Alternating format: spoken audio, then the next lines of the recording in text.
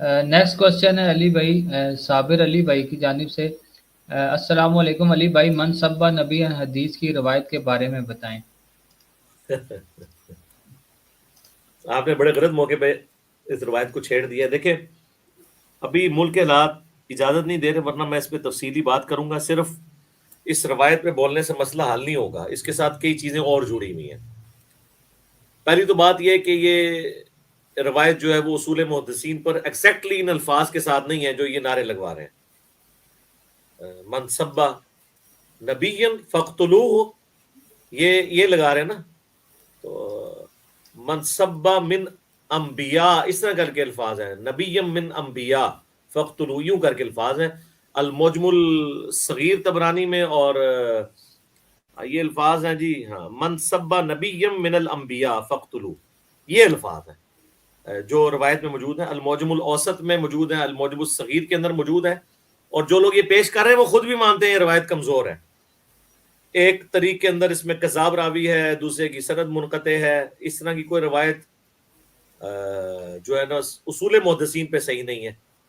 باقی یہ 30-35 کتابوں کے جو حوالے دے رہے ہیں وہ سارے نقال ہیں. حدیث کی کتاب اس میں یہی ہے، المعجم الصغیر اور المعجم الاوسط امام طبرانی کی، یہ دونوں میں موجود ہے.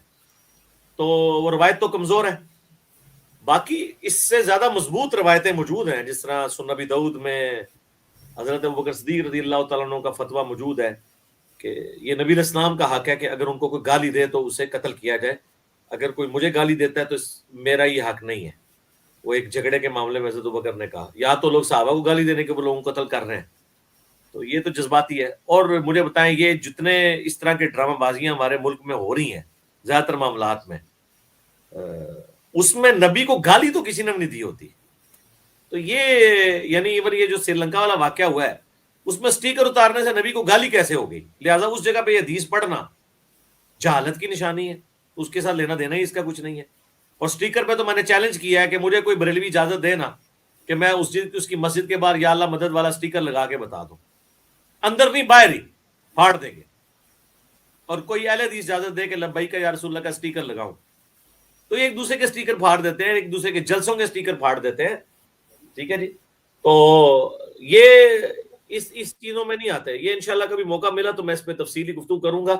جو قرآن و سنت میں اس طرح کے واقعات بھی ملتے ہیں نا، وہ فساد فی الارض کے کانٹیکسٹ میں، جنگ کے دوران کعب بن اشرف کا جو قتل والا واقعہ ہے تو وہ اسپیسیفکلی وہ واقعات ہیں. ورنہ سب سے کریٹیکل ایشو تو عبداللہ ابن ابی کا تھا.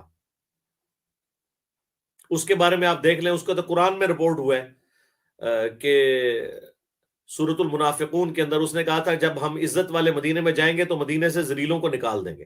اب یہ سیدھا سیدھا نبی علیہ السلام ان کے ساتھیوں کو گالی تھی. قرآن نے اس کے الفاظ نقل کیے ہیں اور بخاری میں الفاظ موجود ہیں. جب ایک صحابی نے آ کے زید بن ارقم نے بیان کیا تو لوگ نبی علیہ السلام نے اس کی طرف توجہ نہیں دی. پھر اللہ تعالیٰ نے ان کی حق میں یہ آیت نازل کی اور نبی علیہ السلام نے اس کو کوئی قتل نہیں کروایا. الٹا بخاری مسلم میں الفاظ ہیں، نبی علیہ السلام نے اس کے فوت ہونے پہ جنازہ پڑھایا، اس کے منہ میں اپنا لعاب ڈالا، اپنے کرتے میں اسے دفن کیا. پھر بھی قرآن کی آیت نازل ہوئی کہ آپ 70 دفعہ بھی استغفار کریں، ان کو کوئی نفع نہیں ہوگا. آندہ آپ نے نہ اس کی قبر پہ کھڑا ہونا ہے، کسی منافق قبر پہ نہ جنازہ پڑھانا ہے. تو آخری وقت تک سب سے بڑا تو امت کا گستاخ رسول تو عبداللہ ابن ابی ہے. نبی علیہ السلام کو اس وقت تک غلبہ بھی حاصل ہو گیا تھا. غزوہ تبوک کے بعد تو رومن امپائر آپ سے بھاگی ہوئی تھی، اس کے بعد آپ نے مسجد درار جلائی ہے. تو آپ نے منافقین کو کیوں نہیں جلوا دیا؟ وہ تو سارے گستاخ رسول تھے، ڈکلیئرڈ تھے. نبی علیہ السلام کو تو ڈکلیئرڈ تھے نا، باقیوں کو نہیں پتا تھا. تو بخاری مسلم میں یہاں تک الفاظ ہیں کہ حضرت عمر نے کئی دفعہ اجازت مانگی، یا رسول اللہ اجازت ہے میں اس منافق کا گلا کاٹ دوں. ہم فرمایا لوگ کہیں گے یہ اپنے ساتھیوں کو، اپنے صحابہ کو قتل کرواتا ہے. تو اس پہ علامہ وحید الدین خان صاحب انڈیا کے رحمہ اللہ تعالیٰ کچھ عرصہ پہلے فوت ہوئے ہیں، انہوں نے ایک کتاب لکھی شاتم رسول کی سزا. وہ آپ اس کو پڑھ لیں. اور میری بھی یوٹیوب کے اوپر ایک ویڈیو ہے گستاخ رسول کی سزا اور امام ابن تیمیہ، الصارم المسلول علی شاتم الرسول. اس میں جو ابن تیمیہ نے، یعنی بلنڈر کا لفظ تو میں نہیں بولتا، پھر وہ کہہ دیں گے گستاخی کر دی ہے، یعنی جو کمزوری ہے نا اس کتاب کی میں نے اس میں ہائی لائٹ کی ہوئی ہیں، تو وہ آپ دیکھیں. باقی آپ دیکھ لیں، گالی کوئی نہیں دے رہا ہوتا، خام خواہ اس کو گالی خود یہ بنا لیتے ہیں، خود نبی علیہ السلام کو یہ بدنام کر رہے ہیں اس طرح کی چیزوں. ہمارے نبی علیہ السلام اس چیز کے محتاج نہیں ہے کہ آپ ان چھوٹی چھوٹی باتوں کے اوپر ان کی عزت کو سمجھیں کہ اسٹیک پہ لگ گئی ہے. اس لوگوں کی اپنی ڈیفینیشن ہے، اس کو تو چھوڑ دیں. بریلویوں کے نزدیک تو جو نبی علیہ السلام کو حاضر و ناظر نہ مانے، ان کا علم غیب نہ مانے، وہ بھی گستاخ رسول ہے. تو اس حساب سے تو سارے اہل حدیث واجب القتل ہے ان کے نزدیک. تو یہ معاملہ تھمے گا نہیں. تو اس لیے اس موقع پر بس اتنا ہی کافی ہے. اب دیکھیں بڑے بڑے چیمپئن تھے، اب سامنے نکلے نا، کیوں نہیں بول رہے اس کے اوپر؟ جو چھوٹی چھوٹی باتوں میں ویڈیوز ریکارڈ کرواتے تھے.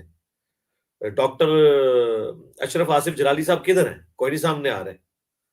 حق میں یا مخالفت میں بات کریں. مولوی بھی جس قسم کے بیانات دے کے مذمت کر رہے ہیں، وہ منافقانہ طرز عمل ہی ہے مذمت کرنے کا. یہ چاہتے نہیں ہیں کہ ان کی روزی روٹی بند ہو جائے. ان کو پتہ ہے کہ پھر ہمارے لوگ ہمیں درجہ شہادت پہ پہنچا دیں گے. تو اس وقت کوئی ایٹیچیوڈ ہمارے علماء کا درست نہیں ہے. باقی یہ روایت تو یہ خود بھی مانتے ہیں ضعیف ہے. وہ کہتے ہیں تلقی بالقبول حاصل ہے. روایت کو وہ بھی صحیح کوئی نہیں کہتا، کوئی نہیں صحیح کہتا. آپ ان کے ریسرچ پیپرز پڑھیں، خود مانتے ہیں یہ روایت ضعیف ہے. ہاں اس کو سپورٹیو روایتیں ہیں، لیکن وہ پھر کانٹیکسٹ کے ساتھ ہے کہ نبی علیہ السلام نے کسی خاص واقعے میں، میدان جنگ میں، یا کوئی اتنا بڑا فساد فی الارض کرنے والا تھا اس کو قتل کروایا. اور وہ بھی سزا سورۃ المائدہ کی آیت نمبر 32 فساد فی الارض کی سزا ہے، نہ کہ یہ ہے کہ وہ سزا نبی صلی اللہ علیہ وآلہ وسلم کی طرف سے جو ہے وہ گستاخ رسول ہونے پہ دی گئی ہے. ورنہ یہ فقہی بحثیں تو بنتی نا. کہتے ہیں نہیں، دو امام یہ کہتے ہیں، دو یہ کہتے ہیں. امام جب کچھ کہنا شروع کرتے ہیں تو سمجھ لیں قرآن حدیث میں اس کے بارے میں کچھ نہیں ہے. اماموں نے اپنی اپنی رائے دی ہے، تو ان کی رائے ہے. اور آج کل تو آپ دیکھ لیں سب ایک دوسرے کو گستاخ رسول کہہ دیتے ہیں. یہ لازم بات ہے کہ اللہ کا گستاخ کوئی کسی کو نہیں سمجھتا. نہ اللہ کا کوئی دن منایا جاتا ہے کیونکہ عرس نہیں ہوتا. اور میرا خیال ہے سب سے زیادہ اللہ تعالیٰ کی شخصیت کے حوالے سے یہ مظلومیت والا معاملہ یہاں پہ چل رہا ہے. ٹھیک ہے. حالانکہ سورہ مریم میں آیا کہ قریب آسمان پھٹ پڑے، پہاڑ ریزہ ریزہ ہو جائیں، زمین شک ہو جائے.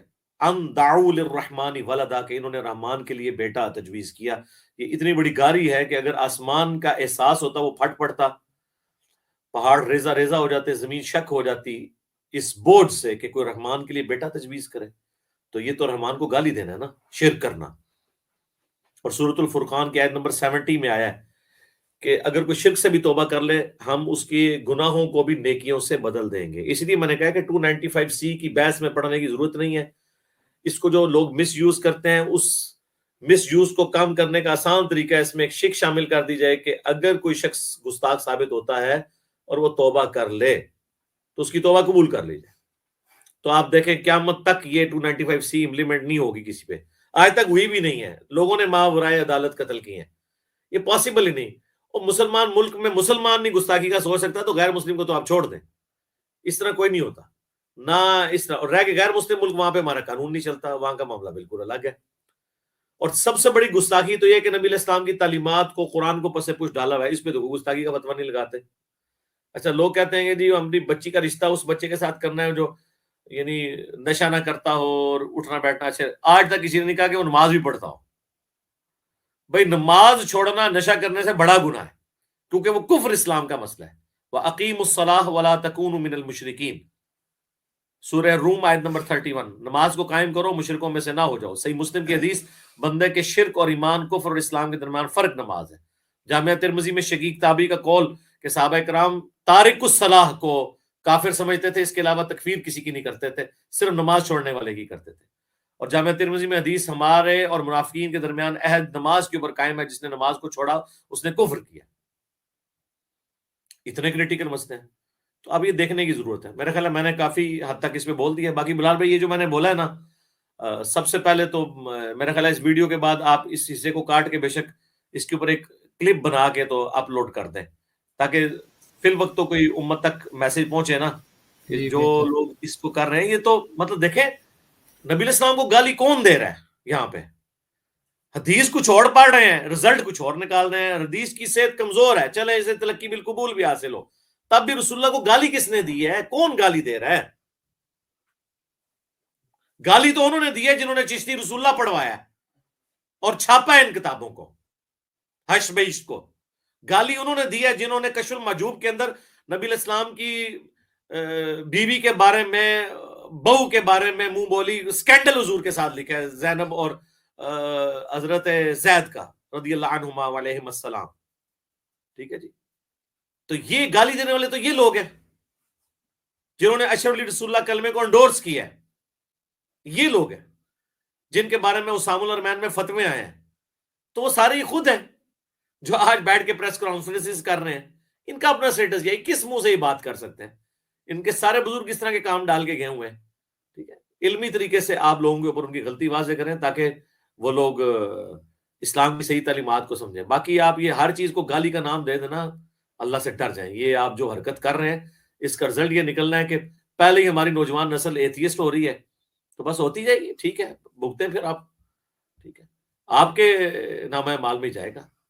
یہ جو کچھ ابھی واقعہ ہوا ہے، تو یہ سری لنکا میں کتنے لوگوں نے اسلام قبول کر لیا اس واقعے کے بعد؟ ذرا دیکھیں غیر مسلم ملکوں کے اندر مسلمانوں کی کیا حالت ہوئی ہے اس وقت.